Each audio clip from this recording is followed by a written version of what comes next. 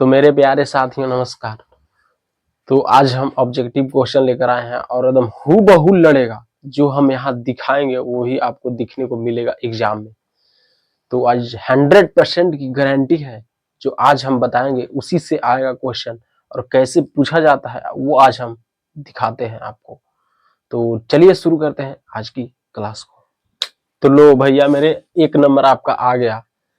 जैसे पहला क्वेश्चन है 4,3 का भुज और कोटि बताएं। तो हमें कैसे बताना है वो आज हम बताएंगे आपको। जैसे देखिए, हमारा दिया हुआ है 4,3 का भुज और कोटि निकालना है। ये 1 नंबर में पूछा जाएगा ऑब्जेक्टिव में, और ये आप पक्का मार गएंगे, हमको वादा है एकदम। तो भुज पूछेगा तो पहला नंबर ले लेंगे, भुज बराबर हो जाएगा 4, ठीक है। और कोटि पूछ दे तो हमारा दूसरा हो जाएगा, यानी कोटि हो जाएगा हमारा 3, ठीक है। जैसे ही भुज पूछे मार देना है फर्स्ट, कोटि पूछे मार देना है सेकंड, ठीक है। और पूछ देगा कि बाई अक्ष से दूरी कितना होगा, नियामक का बाई अक्ष से दूरी कितना होगा, तो हमारा बाई अक्ष से नियामक दूरी पूछेगा तो हमारा हो जाएगा बाई अक्ष से तो 100 दूरी हो जाएगा, यानी 4। और एक अक्ष से पूछ देगा तो हमारा हो जाएगा 3, ठीक है। इसी तरह से बनाना है। अब आप लोग बताएंगे हमें 2,3 में कोटि कौन सा होगा। चलिए आप लोग बताइए हमें 2 और 3 में कोटि कौन सा होगा। तो हमें बनाना है, तो कोटि हो जाएगा हमारा, ये होता है भुज और ये होता है कोटि। तो कोटि बराबर हो जाएगा हमारा 3 आंसर। ऐसे ही हमें ऑब्जेक्टिव क्वेश्चन देखने को मिलेगा, ठीक है। तो चलिए अगला क्वेश्चन। अगला दूसरा हमारा क्वेश्चन है, क्या क्वेश्चन है, ए 2,3 बी हो जाएगा 6,8 का निर्देशांक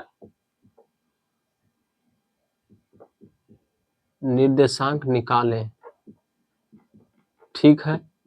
हमारा ऑब्जेक्टिव में दूसरा क्वेश्चन दे देगा कि ए कॉमा बी का निर्देशांक निकाले। तो निर्देशांक निकालना है तो कुछ नहीं करना है, सबसे पहले क्या करना है, देखिए आसान एकदम बहुत मस्त प्रश्न है और ये ऑब्जेक्टिव में आपको देखने को मिलेगा। तो सबसे पहले पहला को जोड़ देना है। जैसे पहला ये है x1 और x1 के, ठीक है। तो 2 + 6, अब भाग दे देना है कितना से, 2 से, 8 हो जाएगा, 8/2 यानी 4, ठीक है। 3,8 तो दूसरा में दूसरा से जोड़ के 2 से भाग देना है, 8 3 11/2।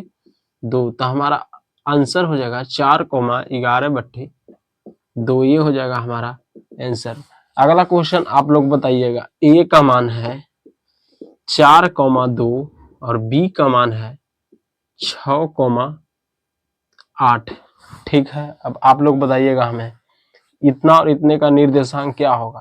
तो पहला जोड़ के 4 + 6/2 10/2 = 5, ठीक है। और दूसरा में दूसरा जोड़ना है, तो 2 + 8/2 यानी 10/2 = 5, यानी आंसर हो जाएगा हमारा 5,5, ये हो जाएगा हमारा आंसर, ठीक है। इसी पर बनाना है, 10 एग्जाम्पल ले लो भैया और इसी पर बना देना भैया मेरे, ठीक है। तो चलिए आगे क्वेश्चन लिख लेते हैं तीसरा। क्या ए 1,2 एक है, बी 3,4 और सी है 6,3। हाँ, इतना का पूछ देगा, केंद्रक का निर्देशांक निकालें। इतना का केंद्रक का निर्देशांक निकालें, तो हमें इसको क्या करना है, आइए इसे ऑब्जेक्टिव में ये भी देखने को आपको मिलेगा। तो पहला को जोड़ देना है, 1 + 3 + 6 बटे 3 से भाग देना है, 1 2 3, ठीक है। 6 3 9 1 10/3। दूसरा जोड़ देना है, 2 4 3, 2 + 4 + 3 बटे 3 बराबर 4 न 3 7 और 2 9 बटे का 3 यानी 2 मरते कट जाएगा। तो हमारा आंसर हो जाएगा 10 बटे 3 कॉमा 2। ये हो जाएगा हमारा आंसर। इस तरह से हमें ऑब्जेक्टिव देखने को मिलेगा। दूसरा क्वेश्चन आप लोग बताइएगा। एक हो जाएगा 6,2, बी हो जाएगा 3,2, सी 6,8। ठीक है, आप लोग बताइए पहले, उसके बाद हम बताते हैं आपको। अगला प्रश्न है हमारा, सबसे छोटी भाज्य संख्या क्या है? सबसे छोटी भाज्य संख्या क्या है? पहले बताइए भाई लोग, आप लोग बताइए सबसे छोटी भाज्य संख्या क्या होता है? तो सबसे छोटी तो हो जाएगा हमारा 4। ठीक है। सबसे छोटी अभाज्य संख्या क्या होता है? तो सबसे छोटी अभाज्य संख्या होता है हमारा 2। इतना माइंड में जरूर रखिएगा कि मतलब छोटी अभाज्य पूछे, छोटी भाज्य पूछे। ठीक है। सह अभाज्य संख्या होता है हमारा क्या? 1,2, 2,3, 4,5। ये होता है सह अभाज्य संख्या। आपसे पूछ दे परिमेय संख्या कौन है? तो हमारा 22 बटे का 7 परिमेय संख्या है, क्योंकि पी बटे क्यू के रूप में है। ठीक है। और पूछ देगा अपरिमेय संख्या क्या है? तो हमारा हो जाएगा पाई हो जाएगा अपरिमेय संख्या। और इसी को मान पूछ दे 22/7 तो हमारा हो जाएगा परिमेय संख्या। ठीक है। या √5 पूछ दे तो हमारा हो जाएगा अपरिमेय संख्या।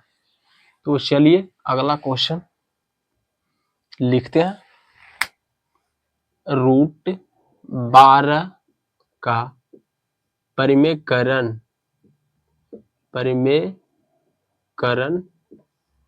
गुणांक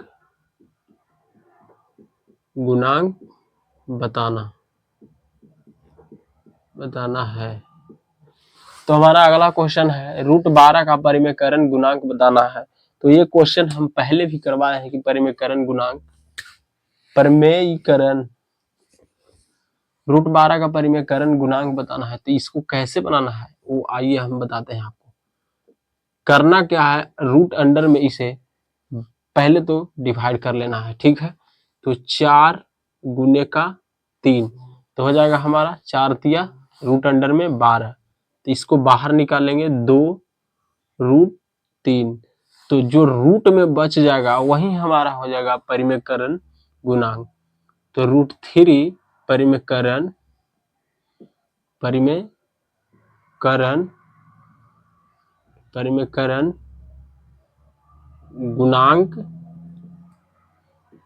गुणांक होगा। ठीक है। अब आप लोग बताइए भाई लोग हमें। दूसरा है हमारा, दूसरा पूछते हैं √18। तीसरा, ये तो पहला था ही, दूसरा तीसरा √20। चौथा √125। आप लोग एक आध वो जवाब दीजिए इतना का परिमेयकरण गुणांक। तो चलिए इसे सोल्व करिए। आइए इसे सोल्व करते हैं। √18 का परिमेयकरण गुणांक हो जाएगा हमारा रूट अंडर 9 दूना 18। तो हमारा हो जाएगा 3√2 यानी दूसरा का हो जाएगा हमारा √2 परिमेयकरण गुणांक। ठीक है। तीसरा का देख लेते हैं। तो हो जाएगा 5 20 यानी 2√5। हमारा रूट में बच गया जो हो जाएगा √5 परिमेयकरण गुणांक। ठीक है। अब चौथा देख लेते हैं।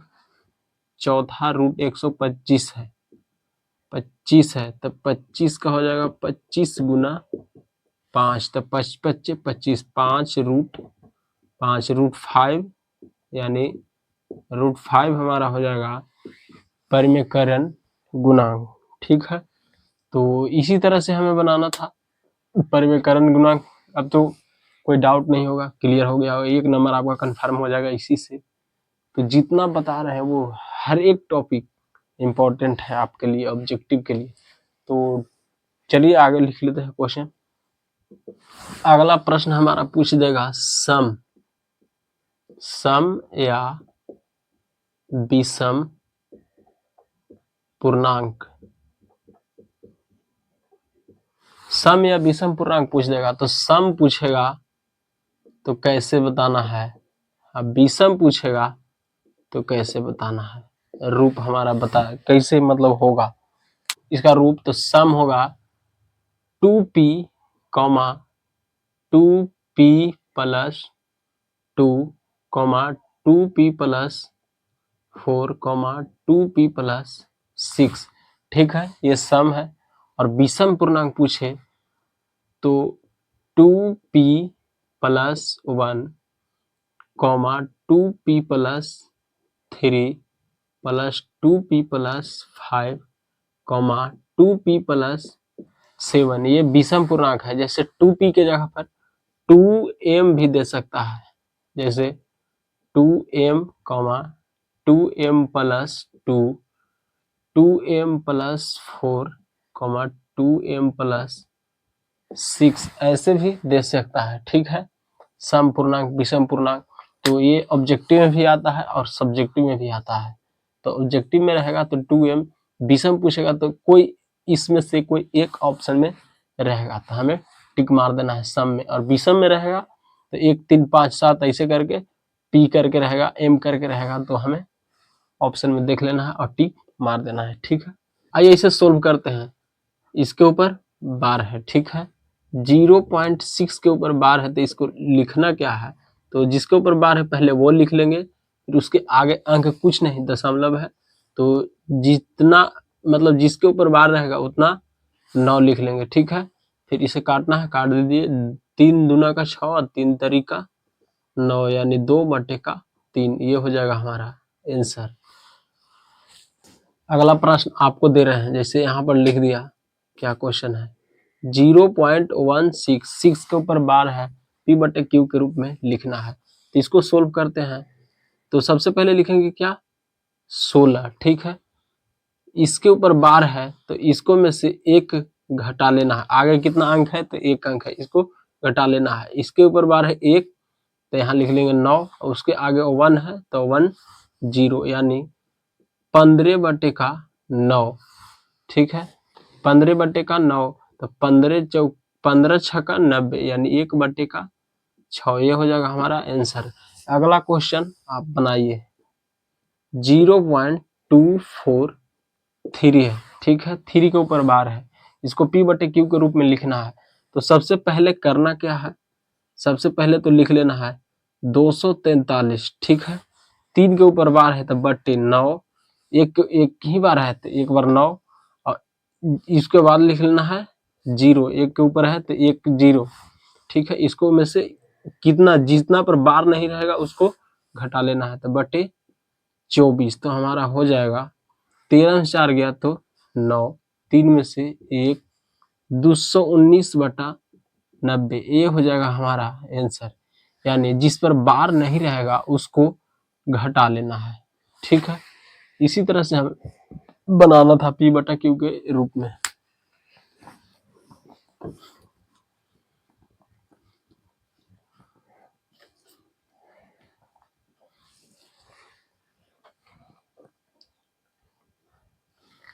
तो अगला हमारा है घन।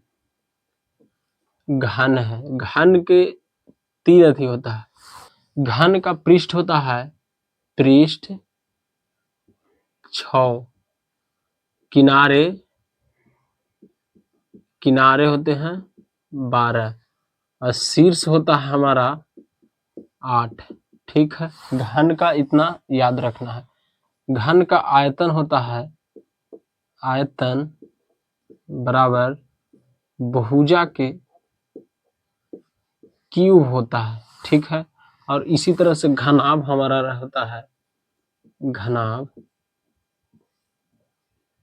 इससे भी घनाभ में होता है शीर्ष,